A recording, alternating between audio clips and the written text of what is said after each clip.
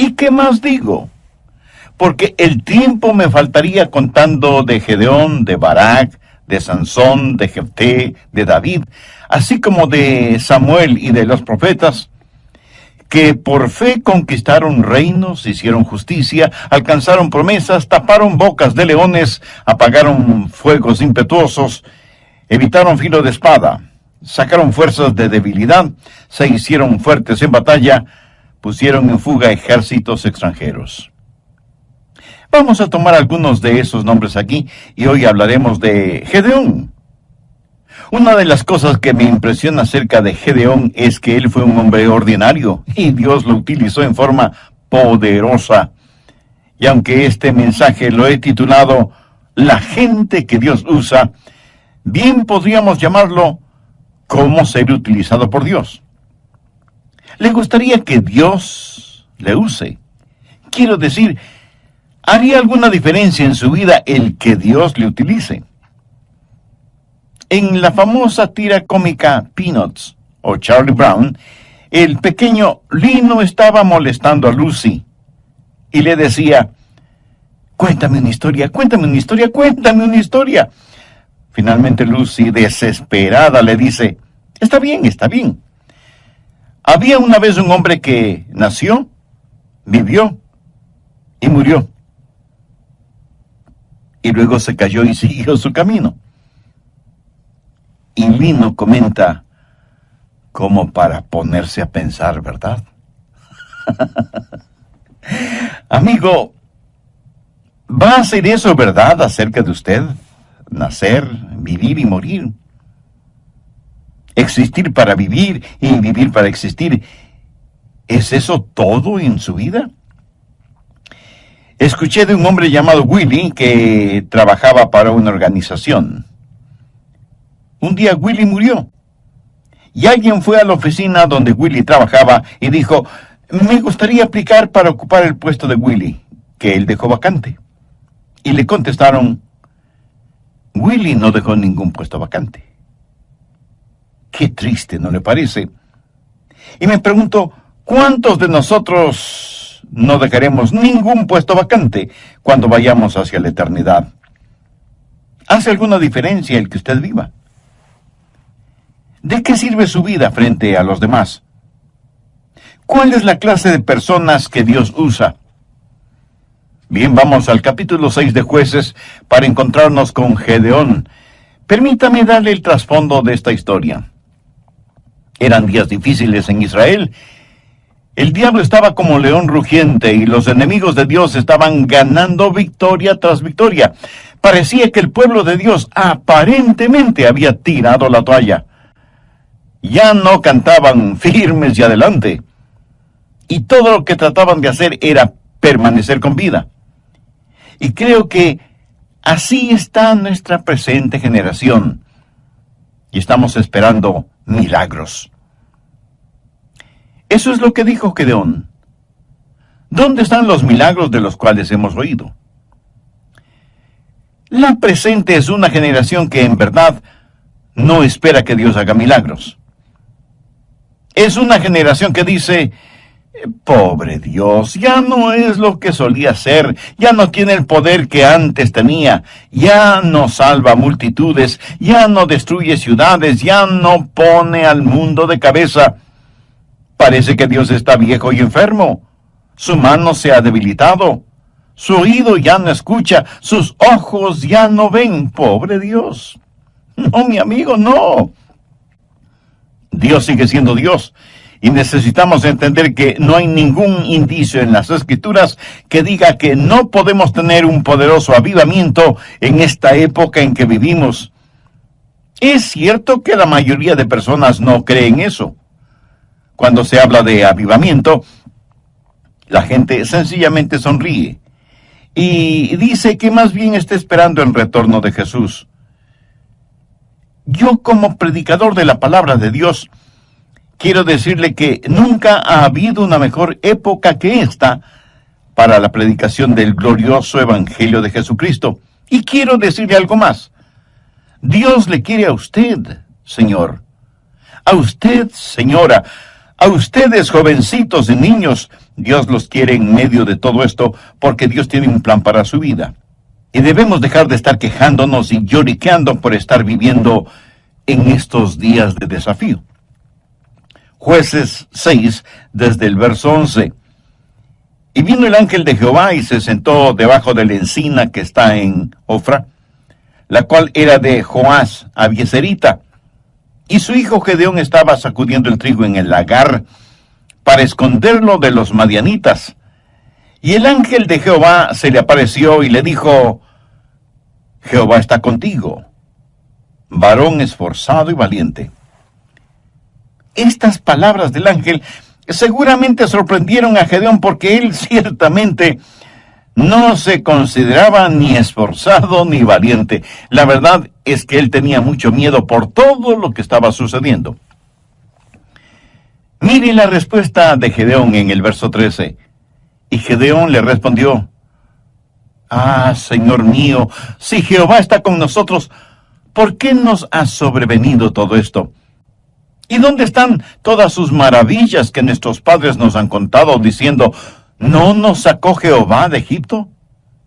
Y ahora Jehová nos ha desamparado. Estoy seguro que hay muchos en la actualidad que sienten de la misma manera. Oh, cuán maravillosos fueron los tiempos pasados, cuando Dios se manifestaba tan poderosamente, pero ahora Dios nos ha dado las espaldas, Dios nos ha olvidado. ¿Sabe lo que Gedeón estaba tratando de hacer? Estaba tratando de culpar a Dios por todos los problemas. Gedeón estaba esperando en Jehová, pero la verdad es que Dios estaba esperando en Gedeón.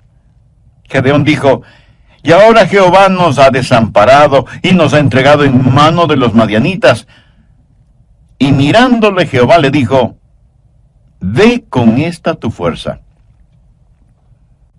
Aquí tenemos a un hombre muerto de miedo, a quien Dios le llama hombre de valor, y le dice: ve con esta tu fuerza y salvarás a Israel de la mano de los madianitas. ¿No te envío yo?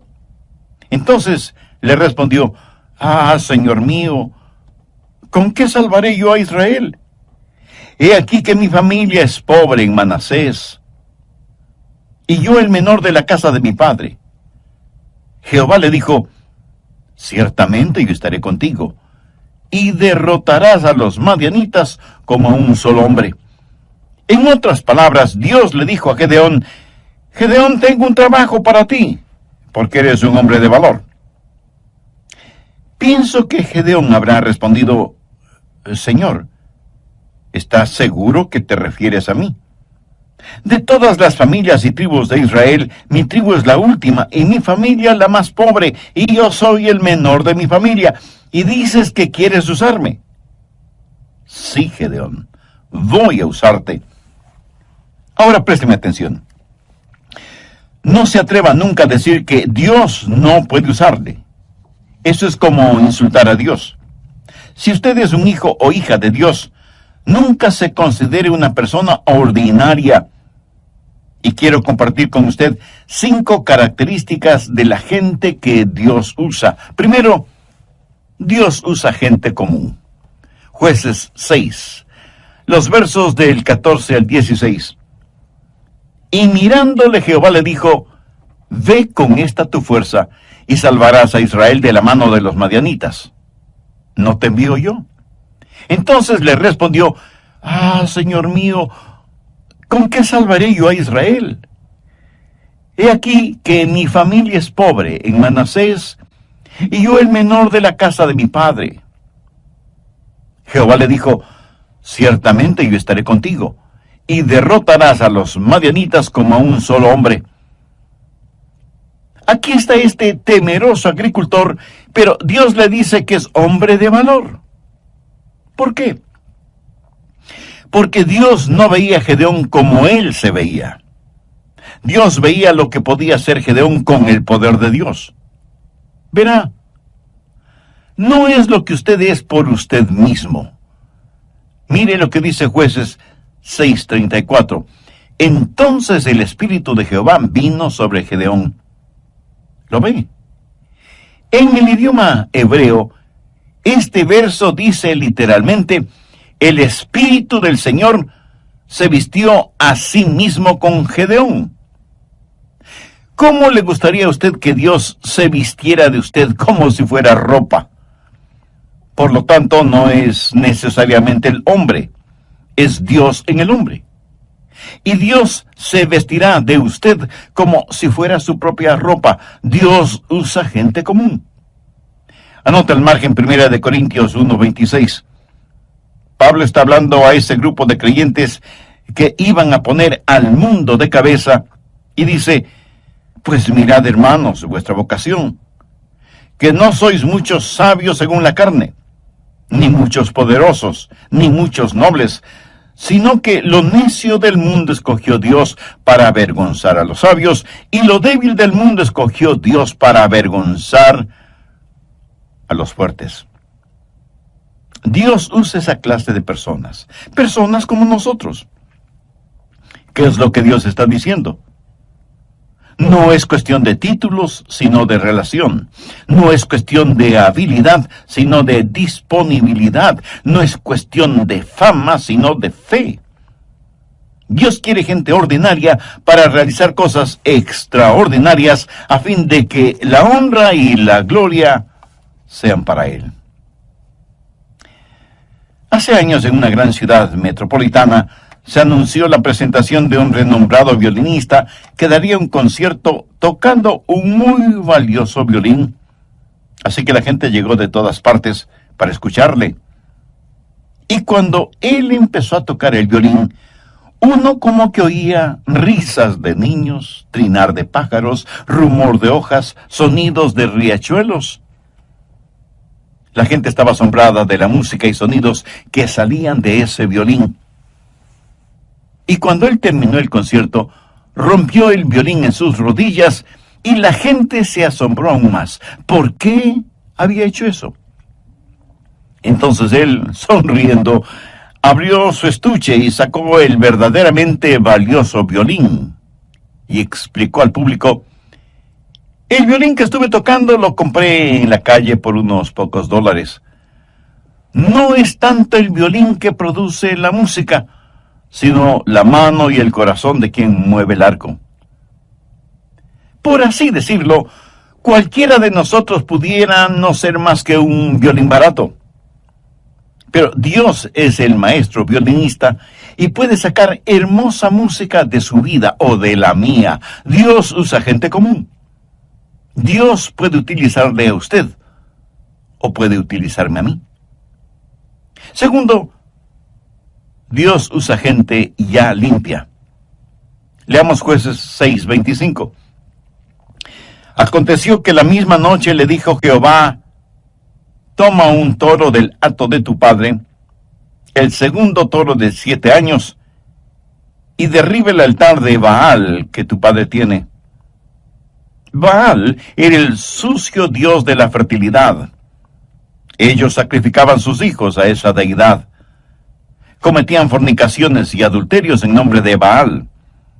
Era el dios de la sexualidad. Es el mismo Dios que ha inundado nuestros pueblos, ciudades y naciones. Y corta también la imagen de acera que está junto a él, y edifica altar a Jehová, tu Dios, en la cumbre de este peñasco, en lugar conveniente. Y tomando el segundo toro, sacrifícalo en holocausto con la madera de la imagen de acera que habrás cortado. Ahora escúcheme atentamente. Si usted quiere que Dios le use, saque todos los ídolos de su vida. Y si usted me dice, pastor, estamos viviendo en tiempos modernos, no tenemos ídolos. Amigo, ¿está usted bromeando? ¿Qué es un ídolo? ¿Una figura hecha de algún material? No necesariamente. Permítame decirle lo que es un ídolo. Es cualquier cosa que usted ame más, tema más, sirva más y valore más que a Dios. Eso es un ídolo. No importa lo que sea. Su trabajo puede ser un ídolo. Usted puede hacer un ídolo de usted mismo. Dios dice que debe quitar los ídolos de su vida.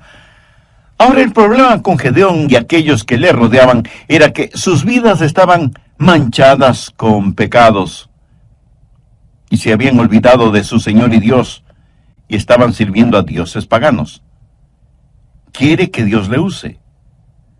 Dios no le usará si hay pecado no confesado y no arrepentido en su vida. No lo hará. ¿Quiere saber por qué Dios no le usa? Solo hágase la siguiente pregunta. ¿Tengo un corazón limpio? Los utensilios que usa el Señor deben estar limpios. Dios no nos usará si hay idolatría en nuestras vidas. ¿Es Jesucristo el número 1 en su vida? Si no lo es que usted tiene un ídolo en alguna parte. Tercero, Dios usa gente valiente. Jueces 6:12. Y el ángel de Jehová se le apareció y le dijo, Jehová está contigo, varón esforzado y valiente. No solo que Dios iba a utilizar a Gedeón, sino que le daría rango militar, general. Y Dios le dijo, Gedeón, toca la trompeta. Y reúne un ejército. Y 32,000 personas vinieron a ayudarle a librar a los israelitas de la opresión de los madianitas. Vamos ahora a Jueces 7, los versos 2 y 3. Y Jehová dijo a Gedeón, el pueblo que está contigo es mucho para que yo entregue a los madianitas en su mano. No sea que se alabe Israel contra mí, diciendo, mi mano me ha salvado. Ahora pues haz pregonar en oídos del pueblo diciendo, quien tema y se estremezca, madrugue y devuélvase desde el monte de Galaad. Y se devolvieron de los del pueblo 22,000 y quedaron 10,000. Primero había 32,000 personas. El general Gedeón dijo, escuchen, tengo un anuncio que hacer. Si hay alguien aquí que tenga miedo, no lo podemos usar. Regrese a su casa, está disculpado. Y en estampida, 22,000 se hicieron humo. Quedaron 10,000. Gedeón quedó con la tercera parte de su ejército.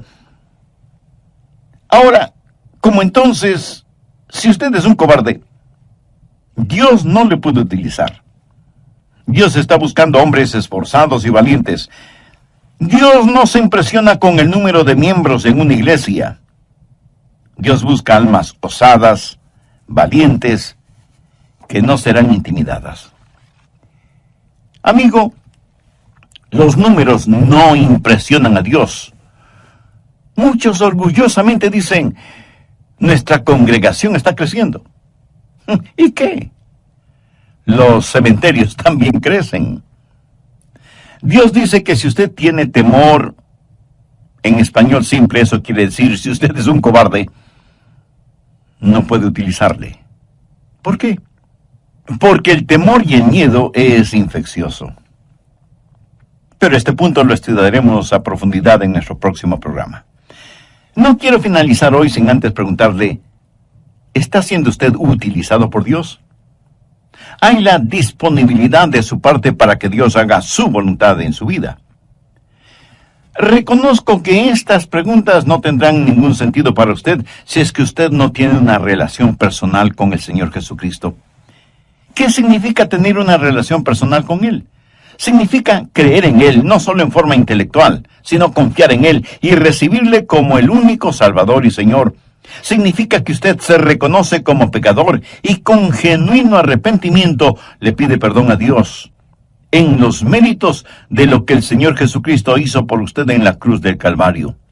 Derramó su sangre y dio su propia vida para pagar la deuda de los pecados cometidos por usted. Significa que usted le entregue el control de su vida para que Él se manifieste por su intermedio. Significa que usted podrá decir, como dijo el apóstol Pablo, no vivo ya yo, sino que Cristo vive en mí. Significa que todo esto usted lo hace y lo agradece en el nombre de Jesús. Si usted hizo esa decisión espiritual aceptando a Cristo como su Salvador y Señor, y lo hizo con sincera fe y profunda convicción, le puedo asegurar, basado en las promesas de la palabra de Dios, que sus pecados ya le han sido perdonados y que su nombre ya está registrado en el libro de vida del Cordero.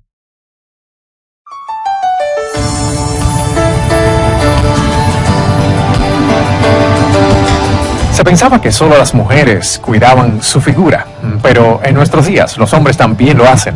Es interesante el ver cuán cuidadosos somos con lo que tiene que ver con nuestra imagen, con lo externo, con las apariencias, pero cuán descuidados somos con nuestro interior, el ser espiritual. Si lo pudiéramos eliminar, ya lo habríamos hecho. Debemos ser muy cuidadosos y no jactarnos de que no hay nada de qué temer. Hay un diablo malévolo, cruel, engañador, que está tratando siempre de sabotear nuestras vidas.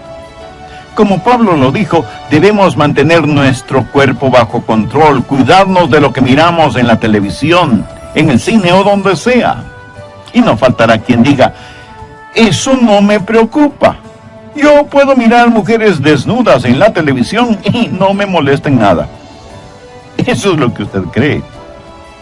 Pero si así fuera, hay 3 cosas acerca de usted. Primero, usted no es un hombre. Segundo, usted es Superman. Y tercero, usted es un redomado mentiroso. Y creo que lo tercero es la verdad. Usted no puede tener fuego en sus manos y no quemarse. Nos complace darles la bienvenida a este programa de El Amor que Vale. Hay un enemigo que es muy real y usted necesita estar en guardia, o Dios no podrá usarle. Ese enemigo es maestro del engaño y del camuflaje, y usa sofisticados métodos para vencerle. El doctor Adrián Rogers, en la voz del pastor Lenin de Llanón, nos entrega hoy la segunda parte de su estudio bíblico, La gente que Dios usa. ¿Es usted una persona que tiene miedo? Y usted me dirá, pastor, hay algunas cosas que me dan miedo. Bien, no estoy hablando de temores normales, como tener temor de las serpientes o el temor que se siente cuando, estando en un avión, ese avión es sacudido por una fuerte tormenta y nuestro corazón late aceleradamente.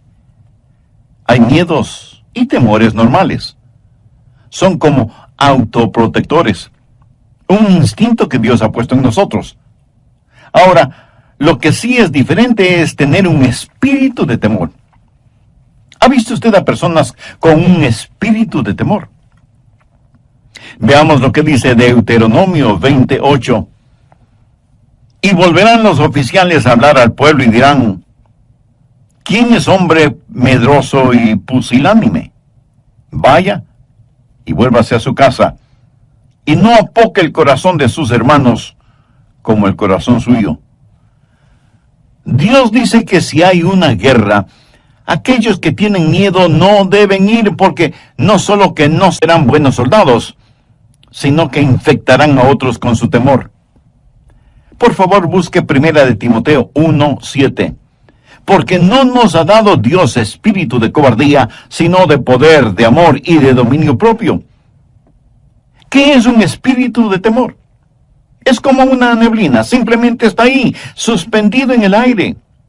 No es como una tempestad o tormenta después de las cuales sale el sol. Si usted es un hijo o una hija de Dios, lleno con el Espíritu Santo, Dios le ha dado un espíritu de poder. Jesús dijo, recibiréis poder cuando haya venido sobre vosotros el Espíritu Santo. Permítame preguntarle, ¿ama usted al Señor? Dios nos ha dado el espíritu de poder y de amor y de dominio propio.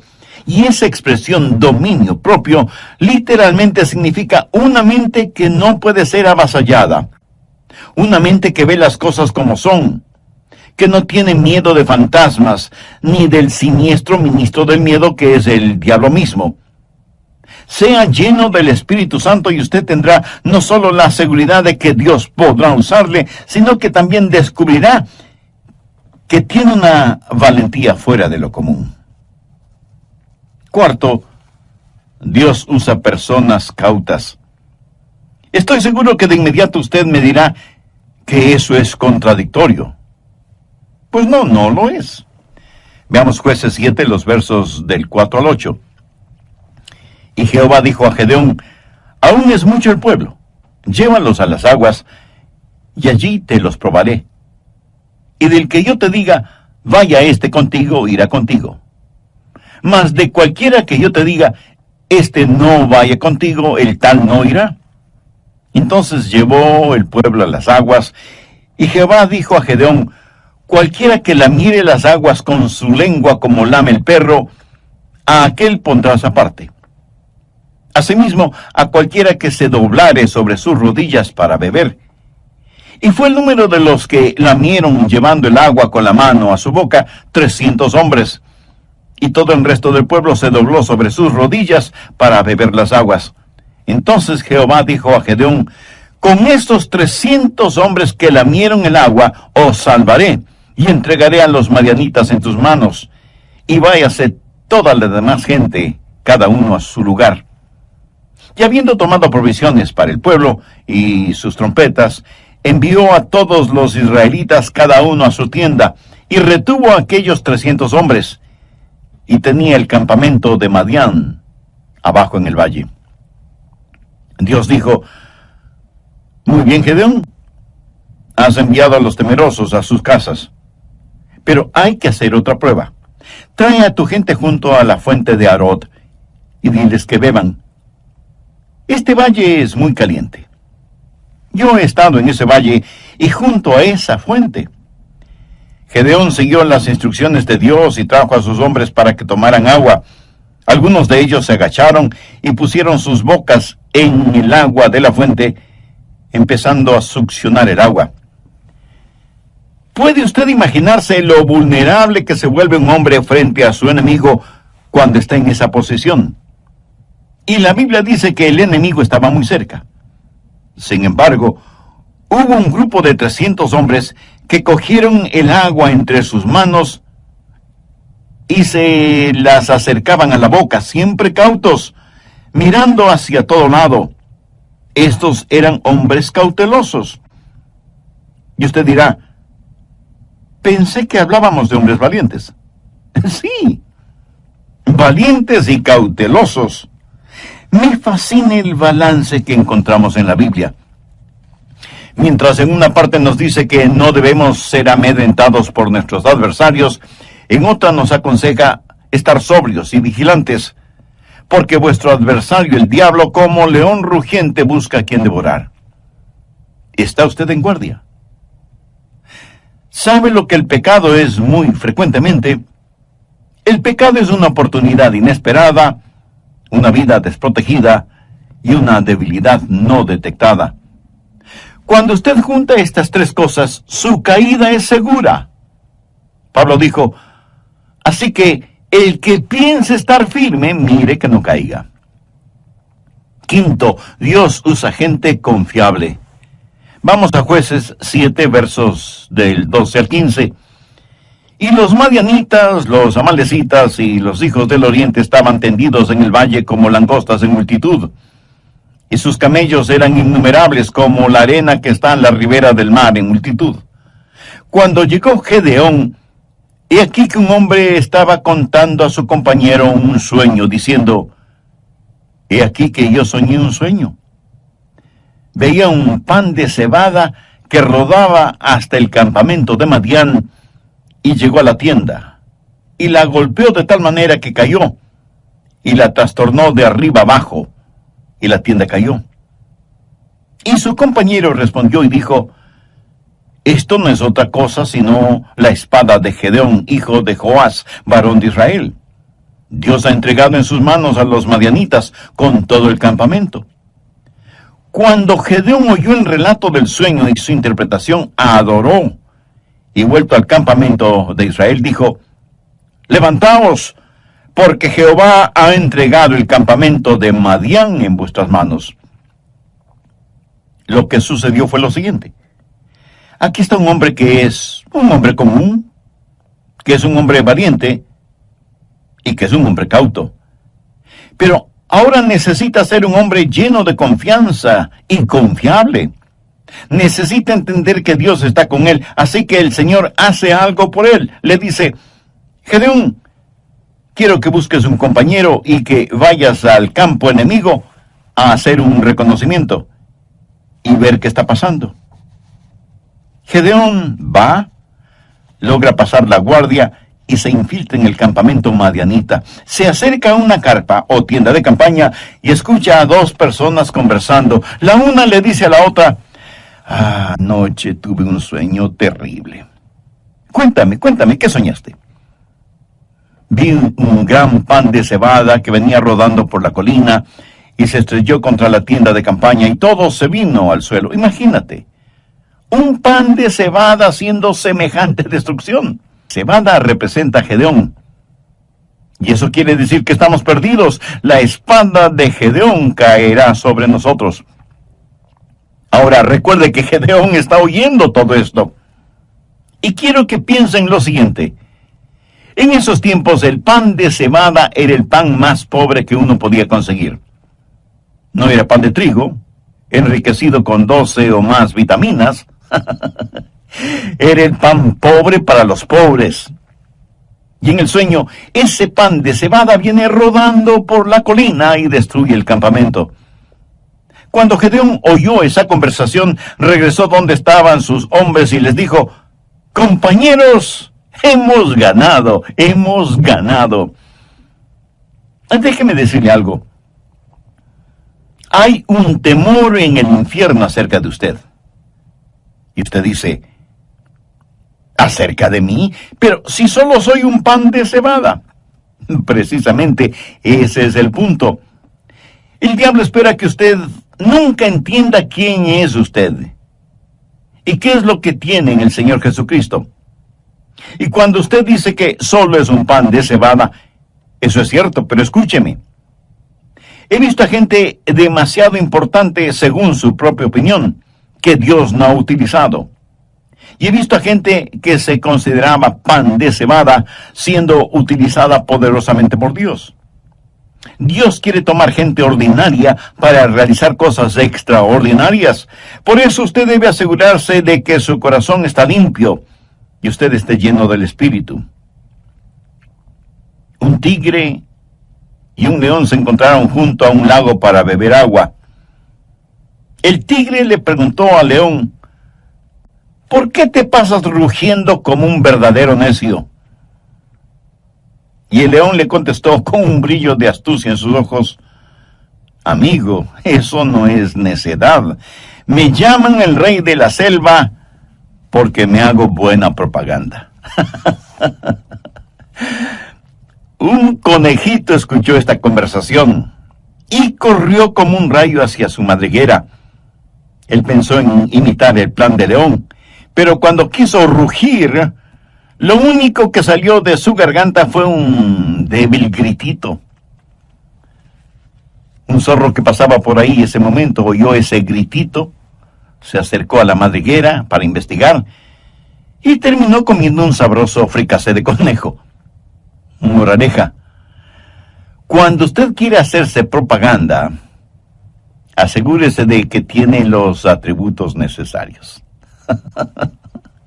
Escuche, usted tendrá los atributos necesarios si su corazón está limpio y está lleno con el Espíritu Santo. Bien pudiera ser que usted sea solo un pan de cebada, pero Dios quiere usarle. El verdadero temor que hay en el infierno es porque uno de estos días los hijos de Dios van a descubrir qué es lo que son y qué es lo que tienen en el Señor Jesucristo. ¿Es usted conocido en el infierno? Ya veo su reacción. Pero, pastor, ¿cómo se le ocurre semejante cosa? Bueno, no se enoje. Solo era una pregunta. Yo sí quiero que mi nombre esté en la pizarra de anuncios del infierno. Quiero que haya un cartel con mi foto que diga: atención, este es Adrián Rogers, es muy peligroso. Y aunque solo es pan de cebada, es muy peligroso porque está armado con la espada de la palabra de Dios. Usted no puede tener su nombre en el salón de los campeones en el cielo, a menos que su nombre sea conocido y temido en el infierno. En el libro de los Hechos encontramos a unos hombres, de hecho, 7 hijos de un sacerdote judío llamado Esceva, Veamos Hechos capítulo 19, verso 13. Pero algunos de los judíos exorcistas ambulantes intentaron invocar el nombre del Señor Jesús sobre los que tenían espíritus malos, diciendo: os conjuro por Jesús, el que predica Pablo. Ellos no tenían un conocimiento personal de Jesús. Sabían acerca de él por la predicación de Pablo. Ahora ponga mucha atención al verso 15. Pero respondiendo el espíritu malo dijo: a Jesús conozco, y sé quién es Pablo. Pero vosotros, ¿quiénes sois? Por favor, no pase por alto las consecuencias de la falsa religión. Vea lo que dice el verso 16. Y el hombre en quien estaba el espíritu malo, saltando sobre ellos y dominándolos, pudo más que ellos, de tal manera que huyeron de aquella casa desnudos y heridos. Eso es religión de segunda clase. Ellos no dijeron: en el nombre de Jesús, a quien conocemos. Dijeron: en el nombre de Jesús, el que predica Pablo. Esa es religión de segunda clase. Usted no puede ir por ahí diciendo: en el nombre de Jesús, del cual predica el pastor Rogers. No. Amigo, su nombre necesita ser conocido en el infierno. Los demonios necesitan saber que usted es alguien, una persona ordinaria, pan de cebada, común, pero valiente, cauto, confiable, que está siendo usada por Dios. Dios les dio la victoria ese día. ¿Quiere usted vivir victoriosamente o simplemente se dirá de usted que nació, vivió y murió? ¿Qué diferencia hará usted en el mundo? ¿De qué va a servir su vida? Y por favor, no me venga con el cuento de que usted solo es una persona común, ordinaria. No me diga que es demasiado viejo, o demasiado joven, o demasiado pobre, o falto de educación formal. Recuerde que no muchos nobles, influyentes o poderosos son llamados. Y no lo son, no porque Dios no pueda ni quiera usarlos, sino porque sus intereses son muy personales y terrenales. Es cierto que a lo mejor Dios no le use a usted en la forma que utiliza a otra persona. Por favor, no sea celoso de la forma en que otras personas son utilizadas por Dios.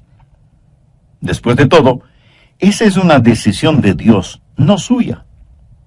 Usted no puede escoger su lugar de servicio. Pero si usted se pone a las órdenes de Dios, Él le usará. Yo creo eso con todo mi corazón. Anhelo que usted también lo crea. Debemos pedir a Dios que nos ayude como personas y como iglesias para estar listos a pelear la batalla que todavía no vemos. Que nuestro anhelo sea ser vasos escogidos y limpios para que Él pueda utilizarlos. Amigo, antes de que Dios pueda utilizarle, usted tiene que conocer a Cristo como su Salvador y Señor en forma personal. Todos somos pecadores. Pecadores por nacimiento, por naturaleza, por voluntad y por práctica. Nuestro pecado merece castigo. Pero Dios quiere perdonarnos y salvarnos. La Biblia dice en Hechos 16:31, cree en el Señor Jesucristo y será salvo.